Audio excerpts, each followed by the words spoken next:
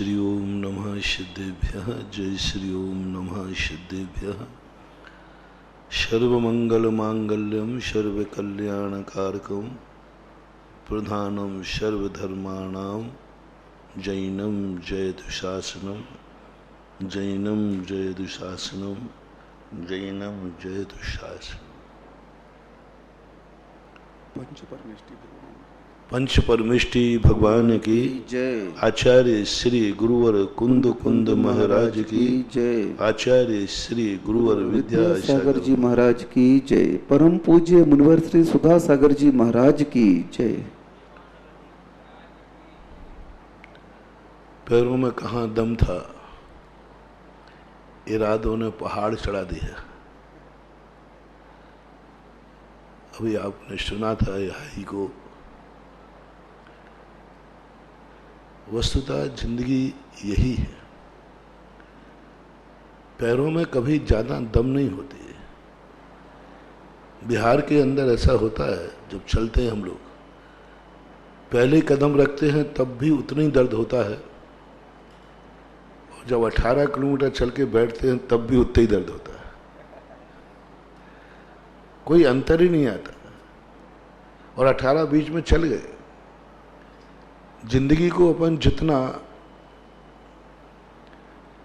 अतीत की संपत्ति पर छोड़ेंगे उतनी हमारा वर्तमान बिगड़ेगा। अपना प्रसंग चल रहा है नियत का और भाग्य का। भाग्य और नियत ये अतीत की कहानियां हैं। अतीत में कुछ डिसाइडेड हुआ है, अतीत में कुछ निश्चित हुआ है, और अतीत बहुत छोटा होता है।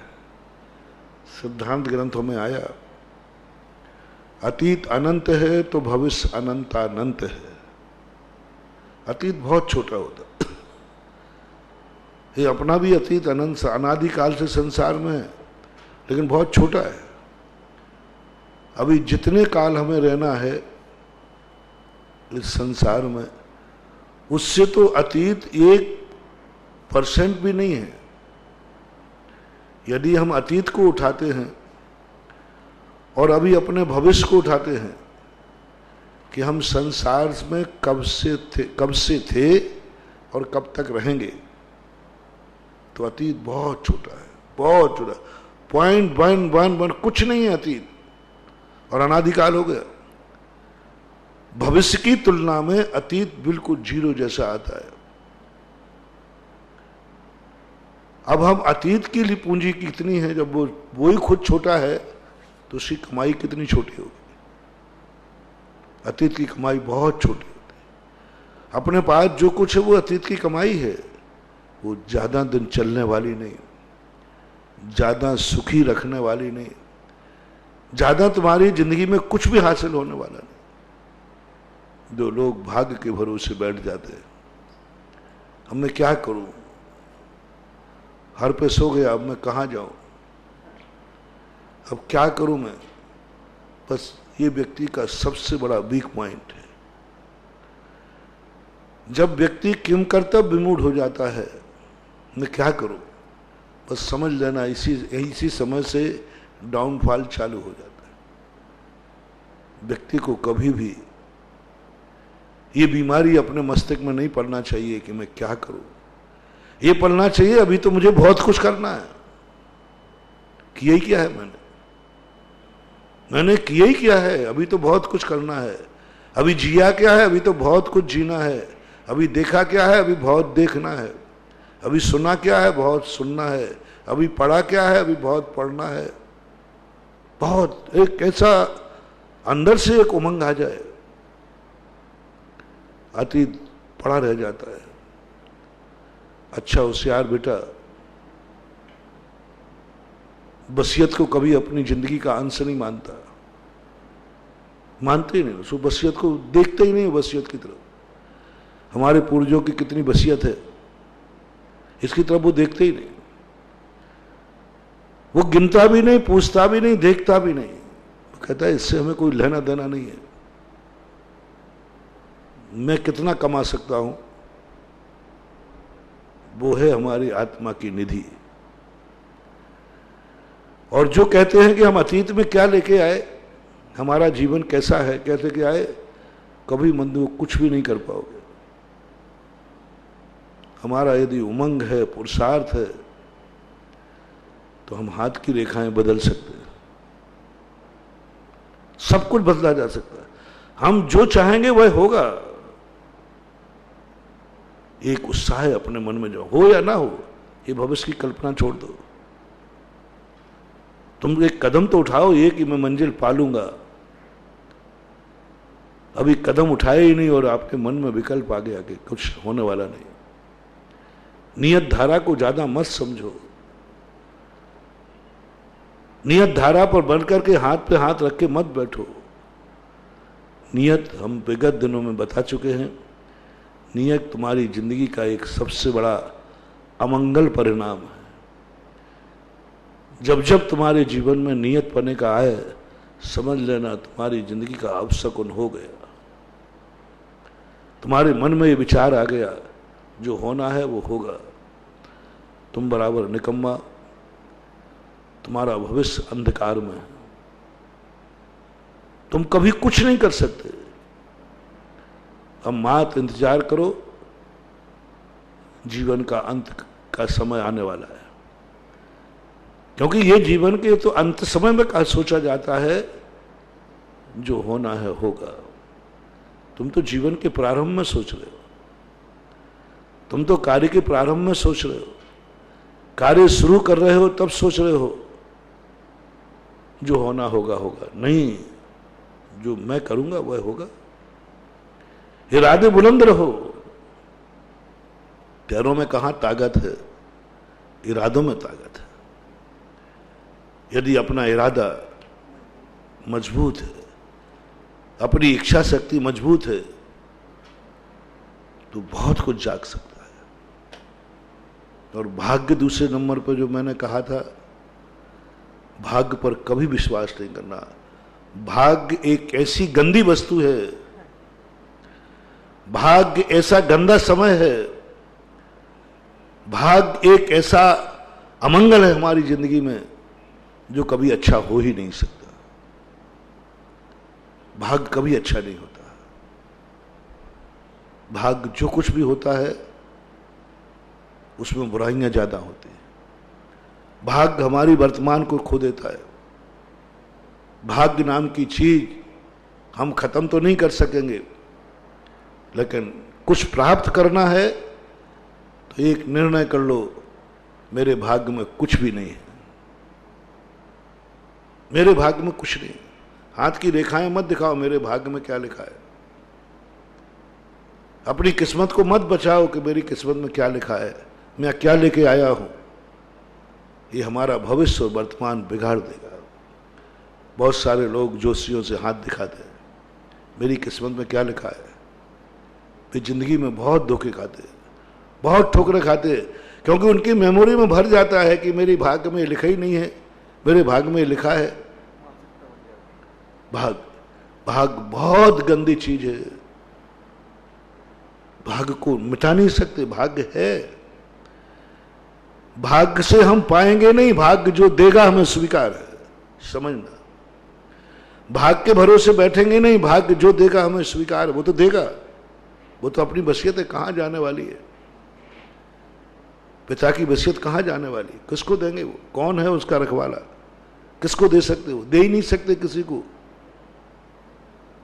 2-3 कारणों से पिताजी का डर लगता है। यदि तुम्हारे पिताजी से कि तुम्हारी वसीयत हो तो उसको तो बिल्कुल चिंता ही मत करो। यदि 2 स्वभाव पिता के हैं तो थोड़ी चिंता का विषय है। ये एक ही पिता उड़ाऊ खाऊ है, जुआड़ी, शराबी, नशेड़ा, भंगेड़ा, गंजेड़े है, तो फिर खतरा है कि ये वसीयत सब मिटा सकता है। और या फिर इतना धर्मात्मा है कि ये पूरी वसीयत को दान दे सकता है, ऐसे मेरी खबर ही नहीं है। ये जब दान देने बैठते हैं, जुआड़ी और दानी का नेचर होता है। जुआड़ी जब जुआ पे बैठता है तो वो ये नहीं सोचता कि मेरे पास कुछ बचा भी है कि नहीं, मेरे बच्चों का क्या होगा, मेरे परिवार का क्या होगा, उसके मन में नहीं आता। वो तो लगाता जाता है, लगाता जाता है। सोचते ही नहीं। जैसे युधिष्ठिर दाव पे ये भी विचार नहीं रहा कि मैं क्या लगा रहा हूं, संपत्ति लगा रहा हूं, और भाई भी बैठे हैं, खाने को भी बचेगा कि नहीं बचेगा, द्रौपदी को लगा दिया, सब कुछ लगा दिया। जुआरी का ये नेचर होता है, उसके सोचने की क्षमता खत्म हो जाती है कि कल मेरे बच्चों को क्या बचेगा। इसलिए यदि तुम्हारा पिता, तुम्हारा दादा, तुम्हारे पूर्वज जुआरी रहे हो तो चिंता का विषय है, ये सब जुआ में लगा सकते हैं। और इसी प्रकार दानी धर्मात्मा होता है, जो अच्छे दानी है, ये छुट्टे फुट्टे दानी नहीं, जो वस्तुतः जिसे दान आत्मा की पर्याय बन जाता है, दान धर्म बन जाता है, आत्मा की पर्याय बन जाता है जब अंदर से, तब वो दान तो देते समय ये नहीं सोचता कि मैं कितना दान दे रहा हूं। जुआरी के समान वो तो देता जाता देता जाता देता जाता, ये भी नहीं सोचता कि मेरे बच्चों को भी तो कुछ बचेगा कि नहीं।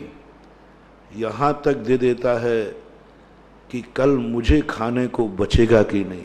जुआरी और दानी का एक नेचर बता रहा हूं। जुआरी नहीं सोच पा रहा है कि कल मुझे बचेगा खाने को कि नहीं बचेगा, उतना तो लगाओ। ये शास्त्र में नई बात है, शास्त्र में नहीं मिलेगी। हाँ हाँ, शास्त्र में है, शास्त्रों की बात है, उदाहरण तो मैं शास्त्र के दे रहा हूं, लेकिन तुम निकाल नहीं पाओगे यार। जुआरी की नेचर होता है, वो कभी नहीं सोच सकता। तुम्हारा तो क्या सोचेगा, उसने ये भी नहीं सोचा कि द्रौपदी को दाव पर लगा के क्या होगा, इंद्रप्रस्थ को दाव पर लगा के, ये भी नहीं सोचा कि कल मैं कहां रहूंगा। बिल्कुल सब कुछ खत्म हो जाता, ना खाने की चिंता है ना रहने, लगा देता है। बस ठीक ऐसा ही दानी होता है, जिसको दान का विषय लग जाता है, उसी प्रकार वह दान में लगाता जाता। उसको ये भी होश नहीं रहता कि मेरे बाल बच्चे भी हैं, उनके लिए तो कुछ बचा लो। ये भी होश नहीं रहता कि कल मैं कहां रहूंगा, कल मैं कहां रहूंगा, मेरी दशा क्या होगी, हरिश्चंद्र जैसा। होश ही नहीं रहा, दान देने बैठे तो ऐसा देंगे। फकीरी की तो ऐसी की कि सब कुछ गमा बैठे, अमीरी की तो ऐसी की कि सब कुछ लुटा बैठे। फकीरी की तो ऐसी की कि सब कुछ गमा बैठे, और अमीरी की तो ऐसी की कि सब कुछ लुटा बैठे। अमीर खूब लुटाता है और फकीर गमा देता है, सब कुछ गमा बैठे। एक लगना चाहिए, एक अंदर की पर्याय बनना चाहिए। एक पापी में और धर्मात्मा में ज्यादा अंतर नहीं होता, फल में अंतर होता है, क्रिया में अंतर होता है, नेचर में अंतर नहीं होता। नेचर में कोई अंतर नहीं, वो भी इतनी तलब उसको लग जाती है जब कोई नशेड़ा होता है, इतनी तलब कि वो तड़पता है। ऐसे ही शास्त्रों में ने धर्मात्मा को देखा, यदि उसे धर्म नहीं मिले करना तो तड़पता है। जैसे उसका खाना पीना छूट जाता है, ये भी खाना पीना छोड़ देता है। आज मंदिर नहीं मिला, खाना पीना छोड़ दिया। आज धर्म करने नहीं मिला, खाना पीना छोड़ दिया। उसका छूट जाता है, ये छोड़ देता है। नेचर दोनों भूखे दोनों बैठे हैं। इसलिए दान की पर्याय जब बन जाए तुम्हारे पूर्वज में, पिता में, तो थोड़ा चिंता का विषय बनना कि जरूर ये किसी भी दिन महाराज के प्रवचनों में बहकावे में आ सकते हैं। और हमारे भक्तों से परिवार के लोग बहुत डरते हैं, और आचार्य श्री से डरते हैं। आचार्य श्री से सबसे ज्यादा, अब तो कम डरने लगे, पहले डरते थे, क्योंकि उन्हें मालूम था कि छोकरा आचार्य श्री के पीछे पड़ गया या ना ये चला जाएगा, क्योंकि उनका जादू है, उनकी एक ऐसी कला है, एक ऐसी चर्या है, ऐसा आकर्षण। बूढ़े नहीं। एक बार सुनाया था ना मैंने कि आचार्य श्री से जब हम लोगों ने कहा एक बार कि महाराज जी आप सागर क्यों नहीं आते, सागर के बाजू से निकल जाते थे, तो हम लोगों ने कहा कि महाराज जी ऐसा है कि आप इसलिए नहीं आते हो कि आपको श्रीफल चढ़ाने, क्योंकि आचार्य श्री उस समय बहुत यंगेस्ट थे, बहुत यंग थे, और अपने समाज के लोग जो करतार सिंह होते हैं ये बूढ़े होते हैं ज़्यादातर, ये जवानों को आगे आने नहीं देते, आगे नहीं देते। पहले मुनि महाराज को लोग आहार नहीं देते थे, बच्चे लोग क्योंकि घर के दादा दादी महाराज में बच्चों को आने नहीं देते आगे। अरे नहीं नहीं तुम मत आना, तुम मत आना। पर उनको तो बाहर डंडा लेके बैठा देंगे, कुत्ता बिल्ली भगाते रहना। और दादा दादी देने के तैयार है, बहुत दे ही देते थे, बुढ़े बुढ़े देते थे। लेने वाला भी बुढ़ा, देने वाले महाराज भी बूढ़े ही होते थे सब ज्यादातर, और देने लेने वाले दोनों भी एक ही जाति के होते थे। महाराज भी पसंद नहीं करते थे छोकरों को, और घर के लोग भी पसंद नहीं करते थे छोकरों को। ये नेचर होता। और अपनी समाज में प्राय सबसे बड़ी बीमारी ये है कि बूढ़े लोग जवानों को मौका देते ही नहीं, उनको आगे करते ही नहीं। स्वयं मरते दम तक पदों पर बैठे रहते, ट्रस्टी बने रहते है नेचर। तो हम लोगों ने सोचा कि आचार्य जी बहुत यंग है, तो आचार्य जी से हम लोगों ने कहा, हम लोग समाज सागर वगैरह 8-10 लोग थे, अभाना में गए सागर, तो कबाड़ बंद करके, क्योंकि अपन पहली बार के बच्चे लोगों को जाना अंदर मना ही रहता है, कोई गड़बड़ कर दे महाराजों के पास। तो हम लोग 1:30 बजे आचार्य के पास पहुंचे। आचार्य से कहा, मैंने कहा महाराज जी हम लोगों को आप सागर क्यों नहीं आते? अब इस बार हम बच्चे लोग आए हैं और आपको चलना है।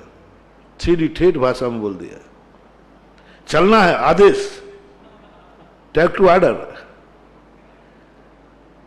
और महाराज समझ गए कि ये जो आवाज आ रही है अंदर से आ रही है, कोई बनावटी नहीं है, आपको शायद चलना है, सीधा है बोला। अभी तक आपके पास सफेद बाल वाले टोपी वाले आते थे,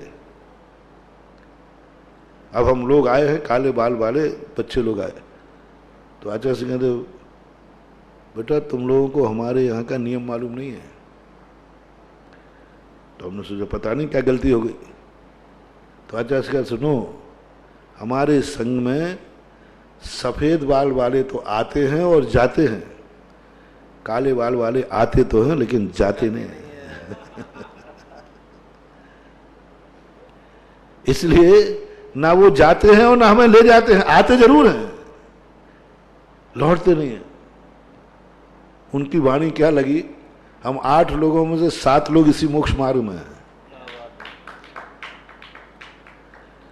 कहने का भाव यह है कि वहां स्थिति ऐसी बन जाती है, सामने आने नहीं देते किसी रूप में, आने देवें तो बहुत कुछ बात।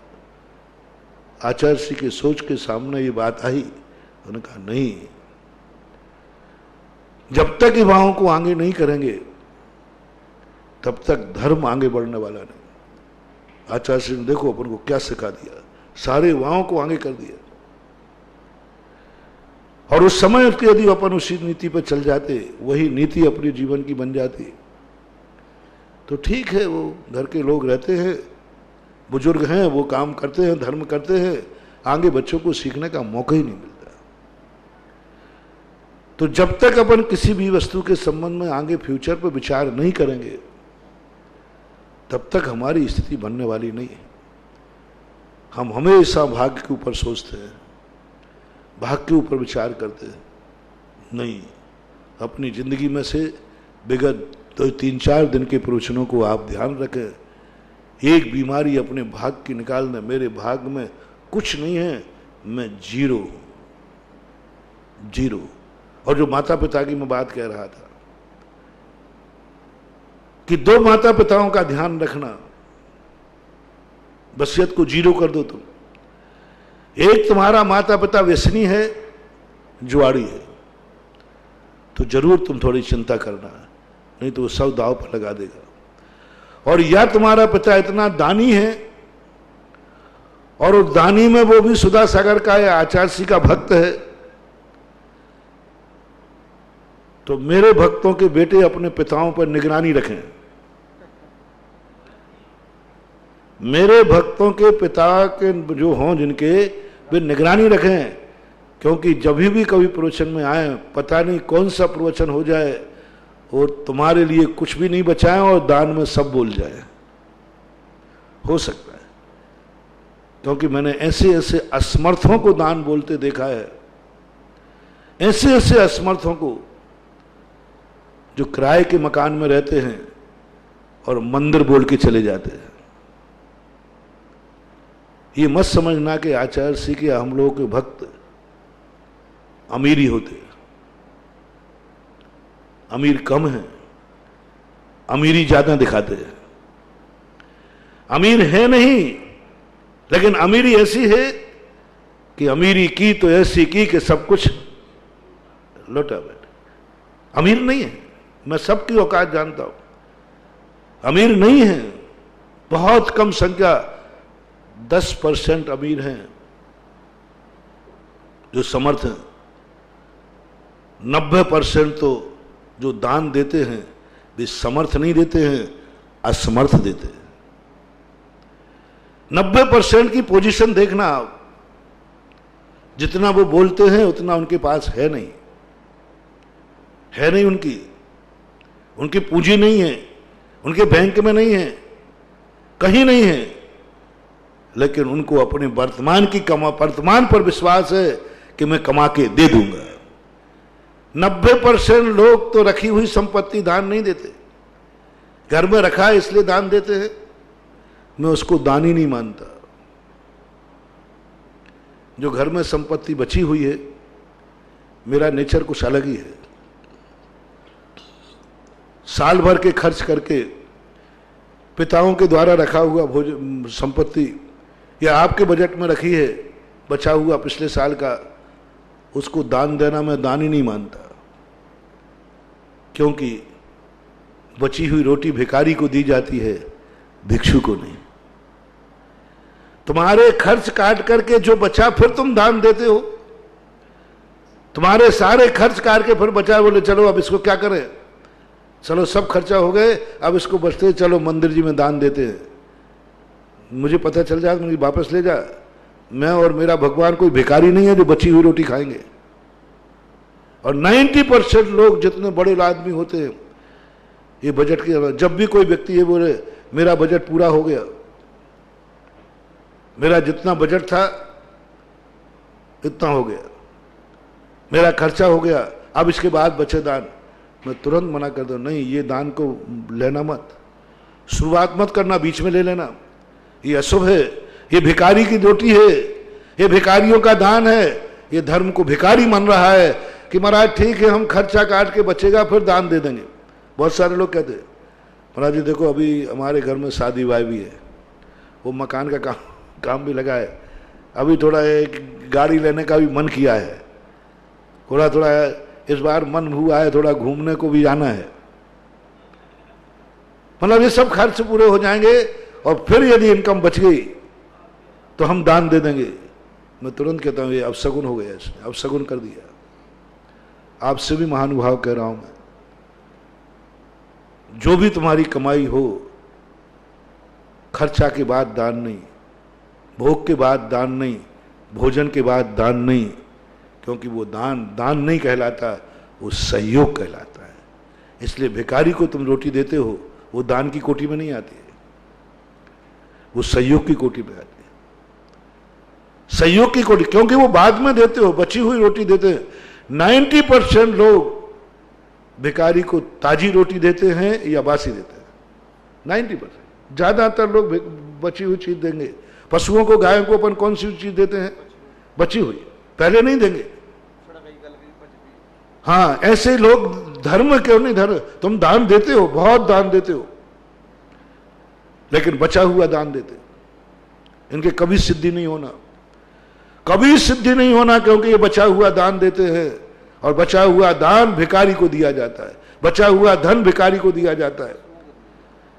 महाराज जी ठीक है शाम को मेरा टाइम, कई लोग दर्शन करने का नहीं, महाराज देखो मैं व्यस्त हूं बहुत ज्यादा, सुबह दर्शन करने तो नहीं जा पाऊंगा, शाम को यदि टाइम मिलेगा तो जाऊंगा। मैंने कि मत जाना, बची हुई आंख भिखारी को दी जाती है, बची हुई आंख से भिखारी को देखा जाता है। हमारा भगवान भिखारी नहीं है, गुरु भिखारी नहीं है। महाराज जी देखो हम शाम को प्रवचन, यदि आप सुबह का प्रवचन शाम को करो तो मैं, रात में करो तो बस 9-10 बजे आप प्रवचन करो तो फिर देखो हम सब आ जाएंगे। मैंने कही नहीं करूंगा, क्योंकि बचा हुआ समय भिखारी को दिया जाता है। कई लोग सुबह मंदिर भगवान महाराज गुरुओं के पास नहीं आते, शाम को आते हैं, बोले महाराज मेरे पास यही टाइम बचता है। मैं कहता है महाराज के पास नहीं आया, भिखारी के पास आया है, इसलिए अपने दर्शन को भिखारी का दर्शन माना जाएगा। भले महाराज महाराज हैं, लेकिन तुझे तो दर्शन लगने वाला नहीं, बची हुई चीज नहीं। आपने देखा होगा भारतीय दर्शनों में, जैन दर्शन में खास तौर से भगवान की पूजा पाठ अभिषेक सुबह करने को कहा कि शाम को करने को? सुबह करने। जो अपने कार्य के पहले किया जाता है वो मंगल है, वह भिक्षु को दिया जाता है, धर्म को दिया जाता है। इसलिए आगम में, शास्त्रों में कहा सबसे पहले उठते ही आप उस दिन का अपने लिए उपयोग नहीं करोगे, सबसे पहले उठते हुए भगवान का दर्शन करोगे और भगवान के लिए दोगे। भगवान पहला समय आपके लिए, पहला घंटा आपके लिए, पहला मुहूर्त आपके लिए। ये आंख बाद में नहीं, दुनिया को बाद में देखेगी, पहले भगवान आपको देखेगी। ये है मंगल स्वरूप, ये है धर्म, ये है उसका बहुमान।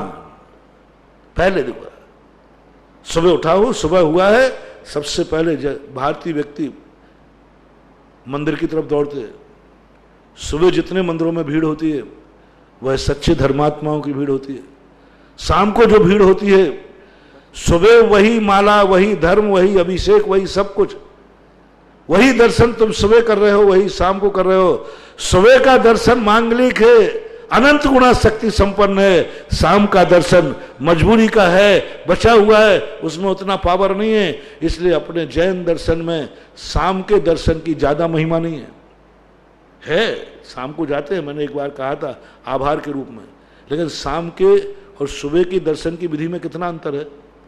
सुबह नहा धोकर जाते, पुंज लेकर जाते, क्या क्या कितनी विशुद्धि के साथ जाते, मंदिरों में कितनी ऊर्जा रहती है मन, और शाम को चले जाते, पैंट शर्ट पहन के भी चले जा रहे, खाली हाथ भी चले जा रहे, 9 बार नमोकार मंत्र पढ़ रहे।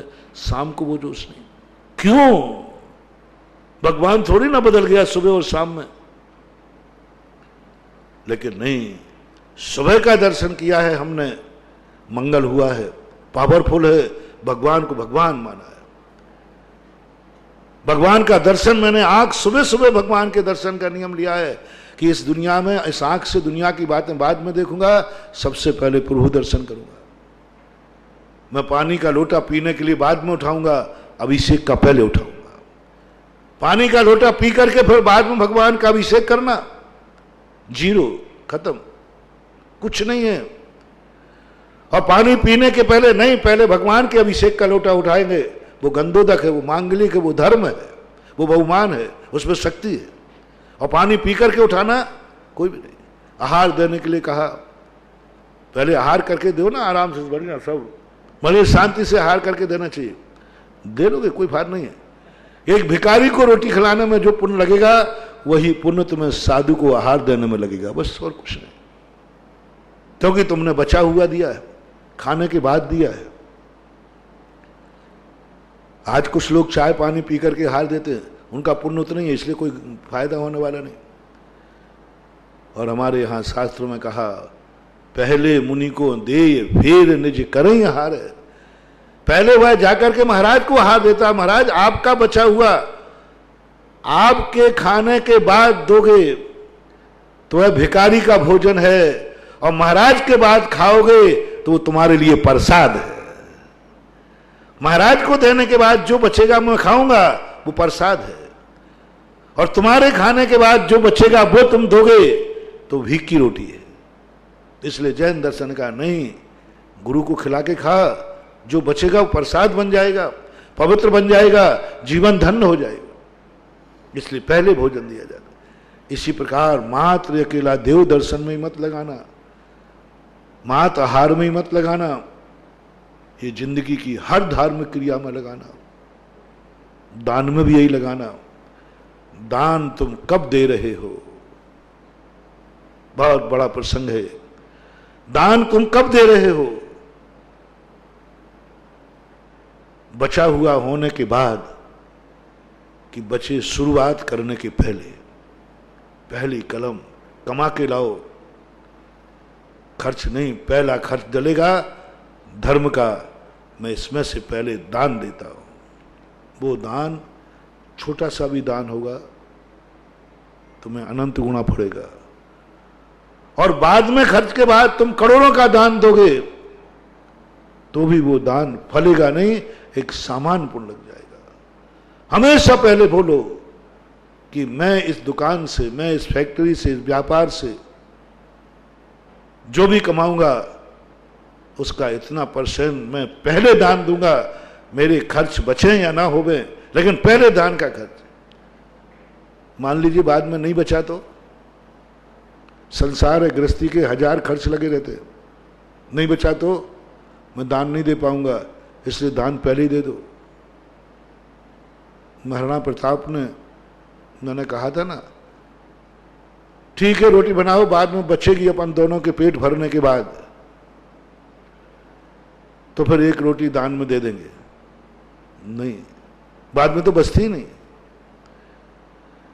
बाद में तो बचती ही नहीं, क्योंकि पहले इतनी भूख थी 3 लोगों को कि रोटी बचने वाली नहीं थी। दूसरा बिलाव आ गया तो वो छोड़ने वाला नहीं था, कौन सी रोटी बच पाई? 3 रोटी बनाने के बाद एक रोटी जो पहले निकाल के रख दी दान की, और संकल्प करके राणा प्रताप ने कहा देखो 4 रोटी बनाना, पहले संकल्प, पहली रोटी जो बनेगी वो खाने के काम नहीं आएगी, पहली रोटी खाने काम नहीं आएगी, एक को दान में रख दो। पहली रोटी बनाई, उसको डिब्बे में रख दी। अब जो 3 रोटी बनी वो खाने बैठे, थाली में से बिलाव छीन के ले गया। यदि चौथी रोटी भी थाली में होती तो वो बिलाव ले जाते, तो किससे वंचित हो जाते? दान से। राणा प्रताप जैसे ही आंख खोली और तीनों रोटी बिलाव ले गया। देखो दिन देखो कैसे आते हैं, कहाँ राणा प्रताप और कहाँ घास की रोटी खा रहे हैं। पर राणा प्रताप उस समय घबराए नहीं, भाग्य तो बहुत छोटा था, इरादे बहुत बड़े थे। इरादों ने पहाड़ चढ़ा दिया। भाग्य तो कहाँ ले गया, उनको घास की रोटी खिला दिया, भीलों के बीच में रहे। बहुत दुखदायी जीवन रहा है राणा का, और ज्यादा नहीं लिए, 56-57 साल की उम्र में तो मरण को प्राप्त हो गया। लेकिन उस जीवन में भी इतना संघर्ष, कैसी आ गई ये ताकत इतने संघर्ष झेलने की? कैसे आ गई वो हर पल की वेदना झेलने की ताकत? पैरों में तो ताकत नहीं थी, इरादे बुलंद थे। राणा प्रताप का सबसे बड़ी चीज देखो क्या थी? बिलाव रोटी ले गया, बच्चा रो पड़ा, पत्नी की आंख में आंसू आ गए और राणा प्रताप मुस्कुरा गए। सब लुट गया, सब लुट गया। फिर तुम हंस क्यों रहे हो? बोले धर्म बच गया, दान की रोटी बच गई। उनको ये गम नहीं है कि मेरे खाने की रोटी चली गई, मेरा बेटा क्या खाएगा। खाने की रोटी चली गई, क्या खाएंगे अब? उनको खुशी है कि दान की रोटी बच गई है। दान की रोटी एकदम उनका सबसे पहले ध्यान गया, अरे वो दान की रोटी बढ़ गई, वो बिलाव नहीं ले गया। कोई बात नहीं, हम सब भूखे सो जाएंगे, लेकिन दान की रोटी तो दान की रोटी है, वो तो रही है। वो उनको खुशी हुई। होता है मानो। एक बार और शायद मैंने कभी संस्मरण सुनाया होगा, एक बार गुजरात में भूकंप आया, सारे मकान आजू बाजू के गिर गए। एक ऑफिस की बिल्डिंग ज्यों की त्यों खड़ी रही। दीवार चरपेटा थी, ऐसे जैसे कटिंग कर दी हो। क्यों नहीं गिरी? कारण क्या था? लोगों ने पूछा, भाई तुम्हारी दीवार किससे बनाई थी? कुछ नहीं, यूं, कुछ नहीं, यूं बनाया था जैसे सबके बनते। फिर ये गिरा क्यों नहीं? सारा सर्वे किया गया मात्र एक बात के कारण। सारी दुनिया में जब भूकंप आया, हर व्यक्ति को एक आया, मेरा मकान का क्या हो गया, संपत्ति तो वहीं रखी है, ये हो गया वो हो गया। उसके जैसे सो रहे थे, सुबह सुबह आया था, एकदम भूकंप सुना, ओहो मेरे महाराज की तस्वीर गिर गई होगी। उसको ये नहीं आया कि मेरी बिल्डिंग गिर गई होगी, मेरे बच्चे मर गए होंगे, उसको एक ही बात आया, महाराज की तस्वीर गिर गई होगी। बच्चे भाव आया, पेपरों में इंटरव्यू दिया, इससे ज्यादा कुछ नहीं। देखो चिंता हुई तो किसकी हुई? और सबसे पहले जाके देखा कि तस्वीर ज्यों की त्यों रखी है, उसको ना तो उसने मकान देखा, बस हे भगवान, हे गुरुदेव, आपकी तस्वीर नहीं गिरी, हमारी जिंदगी बच गई। तो ये आकस्मिक घटनाएं जब होती हैं, उस समय तुम किसको बचा रहे हो? बिलाव रोटी ले गया, तुम्हें रोटी जाने का गम नहीं है, तुम्हें भूखे रहने का गम नहीं है, बेटा टन्ना करके रो रहा है इसका गम नहीं है, छोटा सा बेटा है, तुम्हें खुशी है कि धान की रोटी बच गई। और राणा प्रताप कहते हैं, देखा, इसलिए हमने पहले कहा था, तुम कह रही थी ना कि बाद में जब बचेगी तो अपन एक रोटी बचा लेंगे, थोड़ा कम खा गए, बाद में बची हुई रोटी आज धान की रोटी खत्म हो जाती है, और पहले निकाल के रख दी तो बच गया। इसी प्रकार महानुभाव, जब दान की बात आ जाए, धर्म की बात आ जाए, पहले करो। किसी कार्य से में जल्दी जाना है, कहीं जाना है, नहीं, पहले भोजन के पहले पूजन होगी, हम भोजन करेंगे नहीं। पहले के लोग भोजन के पहले, भोजन नहीं होती तो भोजन भी नहीं होते, तो उपवास कर लेते थे। क्यों? पूजन नहीं तो भोजन नहीं, पहले पूजन होगी। वो पूजन चमत्कारी थी। धनंजय की पूजा ऐसी ही थी, उसमें चमत्कार हुए, बच्चे का भी जहर उतर गया, क्योंकि उन्होंने कहा नहीं, भोजन के बाद नहीं, पूजन करने के बाद भोजन, पूजन नहीं तो भोजन नहीं। दुनिया के कार्यों के लिए तो भोजन कई बार छूट जाता है, बीमारी में छूट जाता है, लेकिन कभी धर्म के और भगवान के नाम से कोई चीज तुमने छोड़ी है क्या? आज भगवान नहीं मिला तो आज हमारी ये क्रियाएं नहीं होंगी। वो नियम, वो धर्म अतिशयकारी होता है। उस पूजन में दम होती है, पहले पूजन कर ली, बाद में पता नहीं पूजन का टाइम मिलता भी कि नहीं मिलता, बाद में पता नहीं कौन सी अड़चन आ जाएगी, शाम का क्या भरोसा, किस विपत्ति में फंस जाओ, किस संकट में पड़ जाओ। प्रातःकाल अभी अपने हाथ में है, प्रातःकाल में अभी उठा है, सबसे पहले भगवान का कार्य से निर्वृत्त हो जाओ, पूजा से निर्वृत्त हो जाओ, ये सोच था। पता नहीं कल कौन सा खर्च लग जाए, कौन सी बीमारी आ जाए, कौन सा छापा पड़ जाए, कौन सा डाकू ले जाए, और क्या पता मौत आ जाए, आयु कर्म हो जाए, क्या पता। अपन पहले ही कमाई को दान में निकालते हैं। मैं कह रहा हूं ना, एक कौड़ी निकालो, एक कौड़ी निकालो, लेकिन पहला निकालो, भगवान को बचा हुआ नहीं, पहला दो। समय बचा हुआ समय भगवान को मत दो, समय बचा हुआ महाराज को मत दो, बचा हुआ समय नमोकार मंत्र को मत दो, पहला समय नमोकार मंत्र को दो, पहला समय भगवान को दो, पहला समय धर्म को दो, पहला समय दो। और उसके अंदर एनर्जी देखना कितनी बड़ी होती है, कितनी ताकत होती है।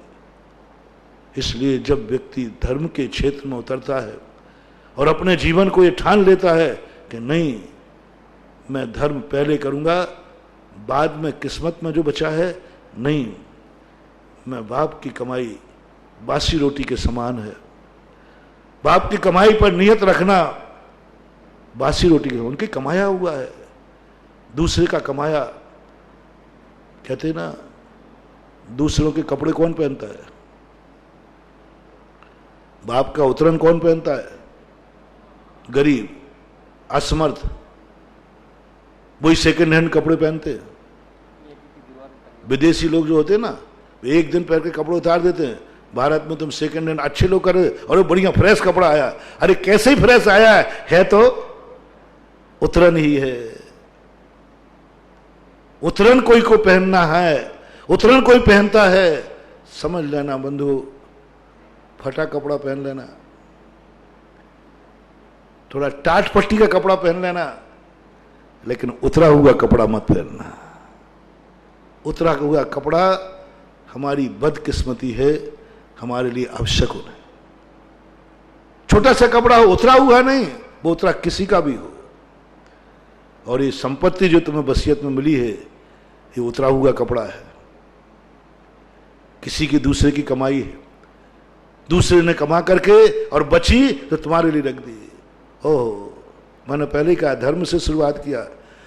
बचा हुआ दान देना भिखारी का दान है। और पिताजी ने जो तुम्हें छोड़ गए, वो कौन सी छोड़ गए संपत्ति? बची हुई, उन्होंने खर्चा पानी खूब किए, अब बची तो किसको छोड़ गए? बेटे को, ओ मेरे प्यारे भक्तों, बची हुई संपत्ति है पिता की, उसने भी जितना कमाया था अपने लिए कमाया था, लेकिन बचा तुम्हें छोड़ गए, तुम भिखारी बेटे हो या राजा बेटा हो। बड़े खुश होते हो तुम, हमारा बाप इतनी संपत्ति छोड़ गया, इतना मकान छोड़ गया, इतना हो गया। हाँ, ये सब भिखारी, भिखारी यही कहता है मिले माए। वो ये भी कहता है कि मुझे बासी मिलेगी, तो क्या चलेगा? बासी चलेगा, बचा हुआ चलेगा, और जूठा भी हो तो भी चलेगा। एक किसका लक्षण है? जूठा चलेगा, बचा हुआ चलेगा? नहीं चलेगा। ये राजा बेटा का लक्षण है। महाराजा से तुम कभी कहना, महाराज जी ये चीज तो आप ले लीजिए, बोले क्यों? अब महाराज जी बची है तो कौन खाएगा? ऐसे कह के देखना थोड़ा, और मेरे से तो फिर भी चल जाएगा। कहा तो महासागर से कह के देखना, फिर देखना बेटा तुम्हारी हालत क्या होती है। वे कहे इस ये तू समझता क्या है, इससे हार ही नहीं लूंगा मैं तो, थोड़ा बहुत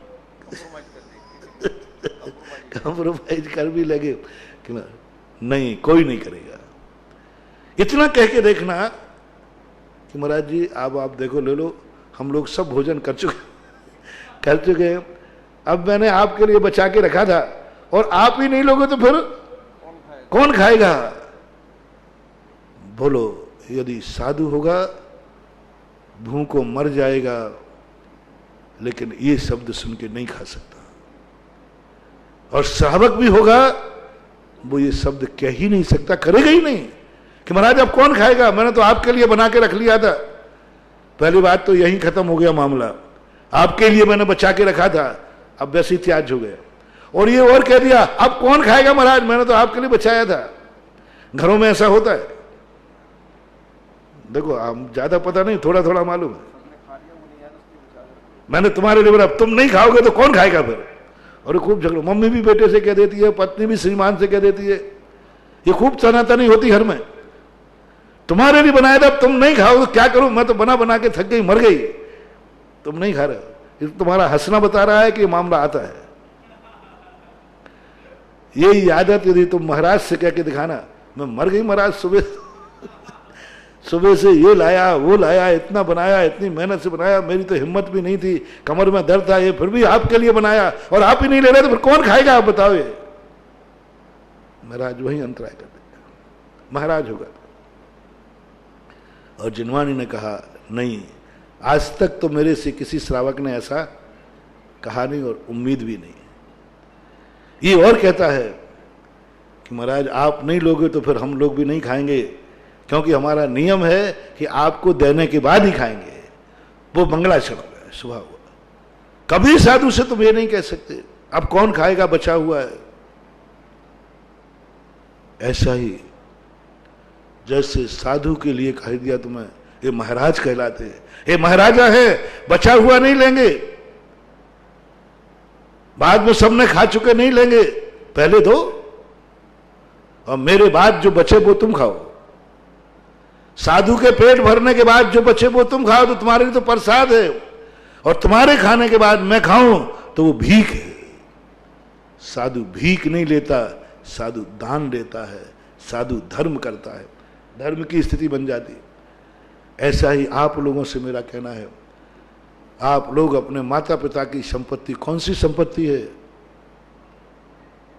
पूछा पिताजी से पूछना कि ये संपत्ति आपने मेरे लिए कमाई थी, कमाने के पहले ही संकल्प था, या आपके खर्चा काटने के बाद बची सोई एफडी बनाकर मुझे दे रहे हो? बची हुई संपत्ति दे रहे हो कि पहली संपत्ति दे रहे हो? 90% तो बची हुई संपत्ति होती है, जो उनके खर्चा के, उनकी पूरी जिंदगी के जो खर्चे से बची, फिर वो छोड़ के जाते हैं, छोड़ के। और उस संपत्ति पर तुम अपनी नियत खराब करते हो बंधुओं, उसे बासी रोटी मान करके छोड़ नहीं सको तो कम से कम उसके प्रति नियत हटा दो, अपनी नियत को अलग कर लो।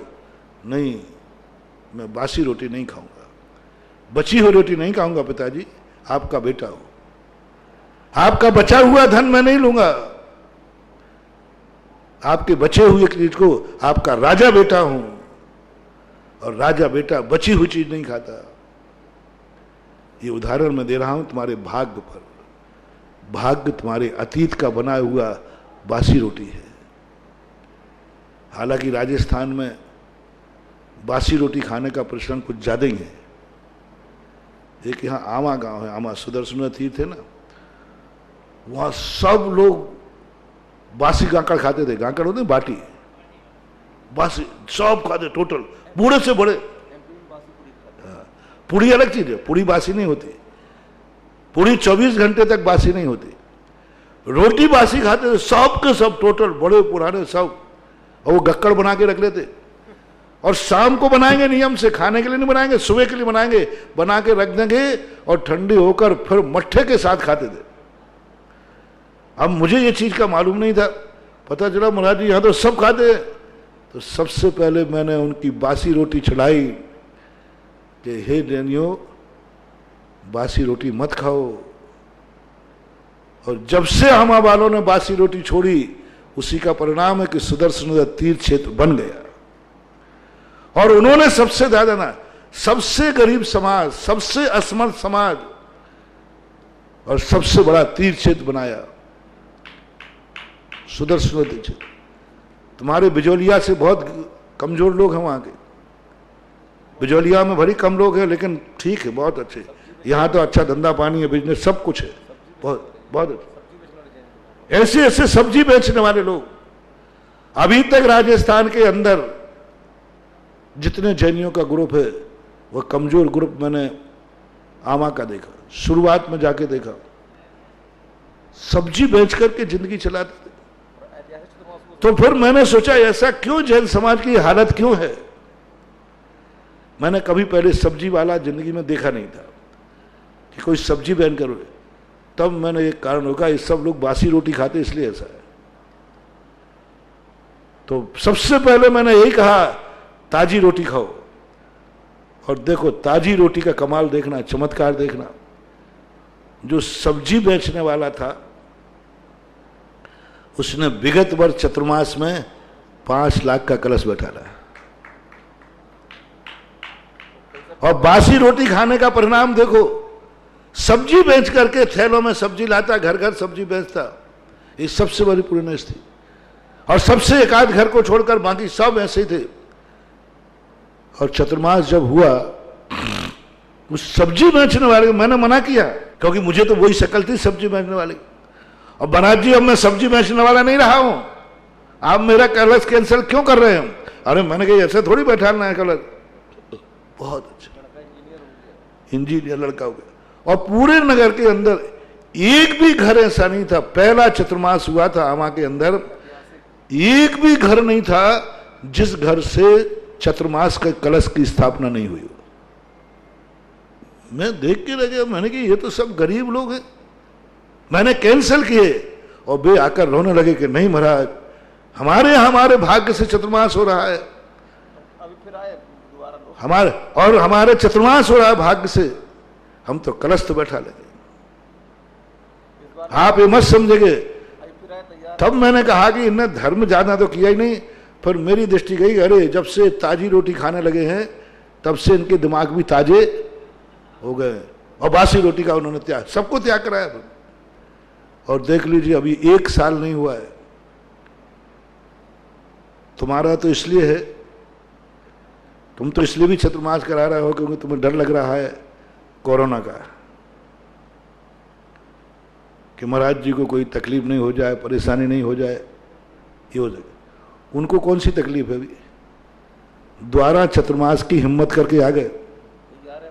और मैंने कहा भाई देखो अभी साल भर हुआ और सब तो लुट तो नहीं गए करे, महाराज जी प्रत्येक घर का कलश फिर बैठेगा, आप आशीर्वाद दीजिए।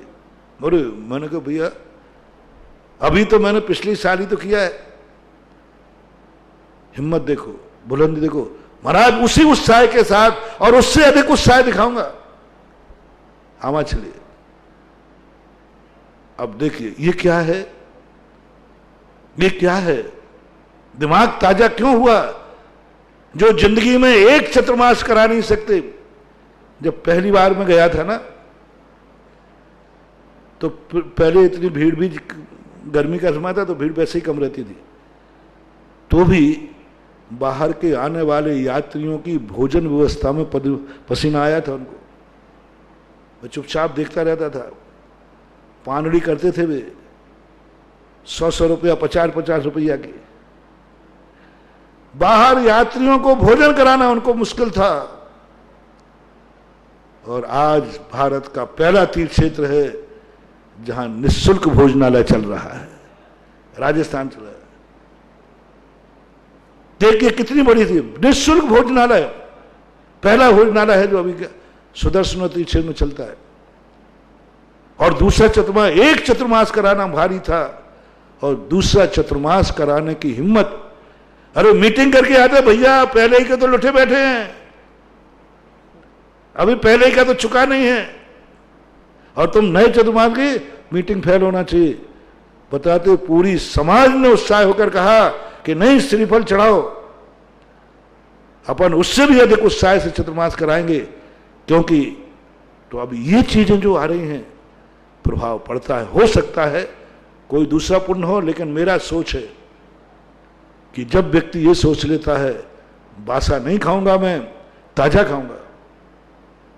बासी कमाई भिखारियों के लिए है, बाकी कमाई पशुओं के लिए है। मैं भाग्य की खाना भिखारी की रोटी खाना है, भाग्य की खाना बासी रोटी खाना है। जिस भाग की चर्चा हम कर रहे हो तो उदाहरण के रूप में आ गया, और उनका पुरुषार्थ देखो। भाग्य तो ये लिखा के लाए थे कि वे जैन धर्म के लायक भी नहीं रहे थे। भाग्य तो ये लिखा के लाए थे, दिगंबर जैनी तक धर्म ही छोड़ दिया था उन्होंने, धर्म ही नहीं करते थे, धर्म बदल दिया था। कोई मुंह पट्टी बांधने लगा, कोई कुछ करने लगा था। ऐसे ही भाग्य लिखा के लाए थे, लेकिन पुरुषार्थ के बल पर ऐसे आए कि आज सब लोग शुद्ध धर्म को प्राप्त कर गए, और अपने आप में इतने समझो, पर कमी एक गड़बड़ एक जरूर हो गया। मैं एक चीज से बड़ा परेशान हूं, और खासतौर से आमा से बहुत परेशान हूं, क्योंकि जब से मैंने उनको अकल दी, बासी रोटी छुड़ाई, तो उनके चतुर्मास तो करा लिया, पूरा तीर्थ क्षेत्र बनाया, सबसे ज्यादा दान आमा में, आमा वालों का लगा है पहले शुरुआत, ये सब कुछ हुआ, लेकिन वे सबके सब मेरी बताए हुए मार्ग से सब अमीर हो गए, और अमीर होते ही सब आमा छोड़ रहे। अरे मैंने की गलती कर दी, अब फिर से इनको गरीब बनाओ जिससे आमा बसा रहे, क्योंकि जो बड़ा आदमी होता है वो फिर आमा छोड़ देता है, शहर में जाता है। कोई बात नहीं, फिर मैंने दूसरे को, उनको दूसरे नियम दिलाए कि भाई कम से कम दूसरे शहर में जाओ, लेकिन महीने में एक बार यहां दर्शन करने जरूर आओ। तो कैसी भी स्थिति, कुल मिलाकर यह है कि यदि अपना पुरुषार्थ, अपनी भक्ति, अपना यदि जीवन पुरुषार्थ के बल पर अपन आगे बढ़ जाते हैं तो बहुत कुछ चीज बन जाती है। कल गुणोदय वाले आए, 5 घर की बस्ती है, केकड़ी वाले 7 थे, लेकिन 5 घर की बस्ती है गुड़गांव के अंदर, और वे मुखिया बन करके आए, नहीं हम लोग चतुर्मास कराएंगे। केकड़ी वाले भी थे, छोटा सा गांव होकर के, और ऐसा कि तो महाराज ये मत समझना कि लॉकडाउन वाला चतुर्मास कराऊंगा। चतुर्मास तो वही कराऊंगा जो आपका ठाट बाट से होता आया है, उसी कर्मा से। कलश वाले लेके आ गए, वो खोखो वाले कलश, खोखो वाले कलश। और मैंने कहा भैया लॉकडाउन में तो पेटियों पे आ जाओ, पेटियों पे क्या वो अपन बोलते ना, इतने कलश, इतने श्रीफल, इतने बड़ा, तो इस पे आ जाओ, श्रीफल पे आओ। बोले नहीं, वही वाला मामला रहेगा जो पहले मामला था। अब ये उत्साह देखो कितना गजब का उत्साह है। और ये उत्साह कब बनता है? जब व्यक्ति अपने आप में बासी का, इसलिए अपना नियत पे और भाग्य पर चल रहा है, कम से कम अपने भाग्य को बासी रोटी मान के छोड़ दो। ताजी रोटी है हमारा पुरुषार्थ, जो हम करेंगे वो होगा। जो मैं पहले कर चुका हूं उसके भरोसे मत रहो, बासी रोटी है। अपन और चर्चा इसको और आगे करेंगे। महावीर भगवान की निर्यापक क्षमण मुनि पुंगव श्री सुधासागर जी महाराज की जय।